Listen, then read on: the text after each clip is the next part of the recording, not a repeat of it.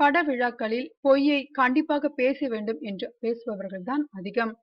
மனதில் பட்டதை ஒளிவு மறைவு இல்லாமல் உண்மையை பேசுபவர்கள் வெகு குறைவு. இந்த விஷயத்தில் ராதா ரவி இரண்டாவது ரகம். சில தினங்களுக்கு முன் நடைபெற்ற என் வழி தனி வழி படத்தின் 25வது நாள் விழா சென்னை கமலா திரையரங்கில் நடைபெற்றது. திரையுலகினர் பலரும் கலந்து கொண்ட இந்த விழாவிலும் வெளுத்து வாங்கினார் ராதா ரவி.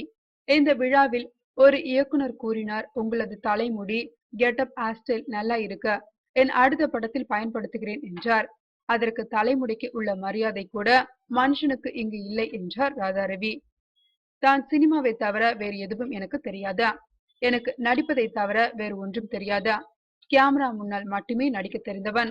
என் வழி தனி வழி என் வழி தனி வழி படத்தில் ஆர்கே முதல் போட்ட தயாரிப்பாளராக இருந்தாலும் டைரக்டர் சொன்னபடிதான் கேட்பார். அவரிடம் ஆர்கே எவ்வளவு திட்டு வாங்கினார் தெரியுமா? ஒரு உதவியாளர் போல் வேலை பார்த்தார். சினிமாவில் அவனவன் வேலையை அவனவன் செய்ய வேண்டும், அடுத்தவன் வேலையை செய்யக்கூடாதா? அதுபோல் டைரக்டர் வேலையை அவர் செய்கிறார் என்று பொறுமையாக இருந்தார் ஆர்கே. அவரிடம்தான் முதலாளி என்கிற திமிர் இல்லை, எதிலும் தலையிடுவதில்லை.